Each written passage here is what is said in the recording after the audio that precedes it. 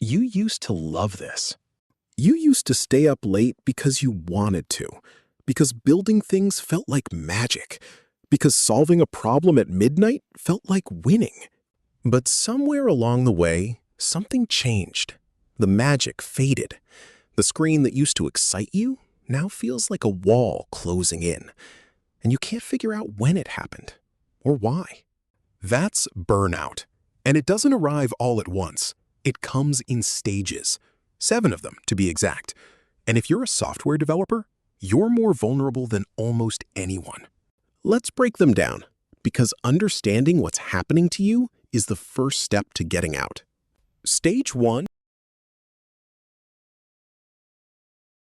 doesn't look like burnout at all. In fact, it looks like the opposite. You're on fire. You just landed a new job, a new project, maybe a new promotion. The energy is real.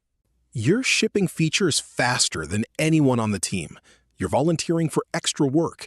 You skip lunch. Not because you have to, but because you're in the zone. This feels incredible. But here's the trap. Your brain is running on dopamine and novelty. You're spending energy you haven't actually earned yet, and your body is keeping score, even when your mind isn't. Stage 1 is where the debt begins. Weeks pass, maybe months. The excitement dulls slightly, but you barely notice. You're still performing, still delivering, but the work is starting to feel heavier. Small things start to annoy you. A bad code review, a meeting that could have been an email, a ticket that makes no sense. You brush it off. Everyone has bad days, right? But the grind is becoming invisible.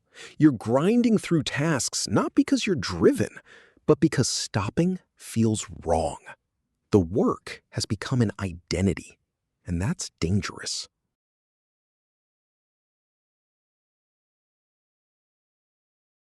Stage 3 is sneaky. You notice you're slowing down, so you compensate. You download more productivity apps. You make tighter schedules. You try time blocking, Pomodoro timers, cold showers at 5 a.m. You optimize everything around the work to avoid confronting the fact that the work itself is draining you.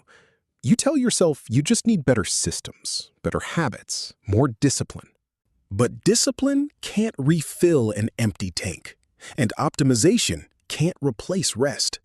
You're not becoming more efficient, you're becoming more fragile.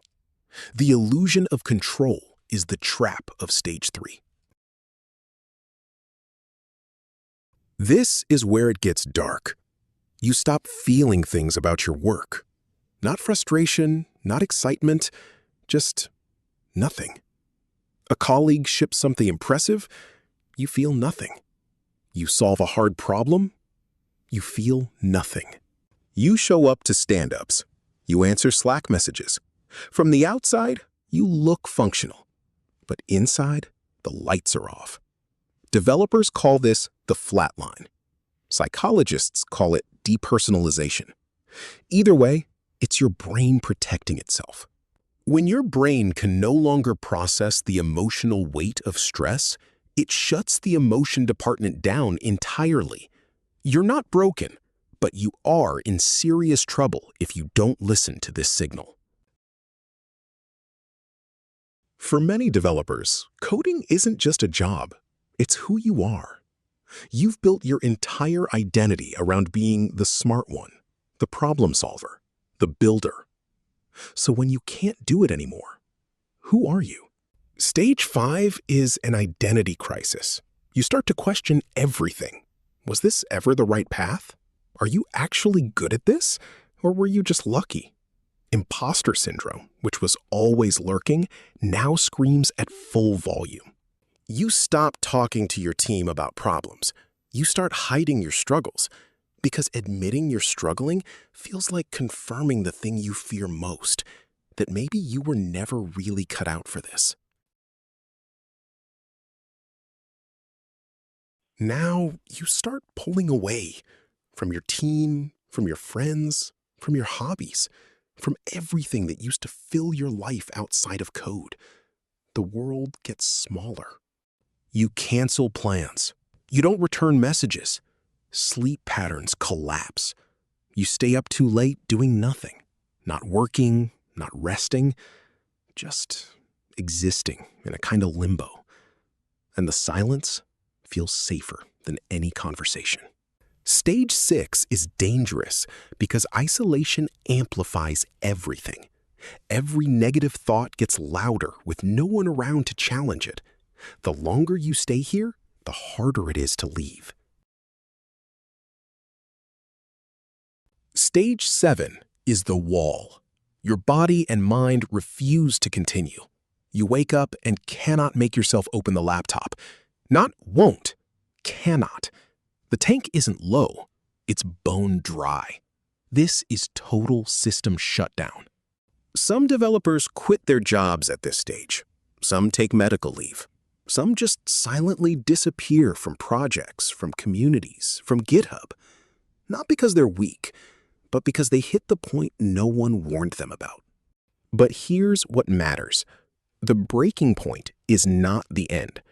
For many developers, it is the first honest moment they've had in months. When everything stops, you finally hear what your mind and body have been screaming at you all along. Recovery from burnout is not a productivity hack. It is not a new morning routine. It starts with one thing: permission. Permission to stop. Permission to not be optimized. Permission to be a human being first and a developer second. The developers who come back stronger are not the ones who push through the pain. They're the ones who finally stopped and listened to it. If you recognized yourself in any of these 7 stages, that recognition is not weakness. That is awareness. And awareness is where everything changes.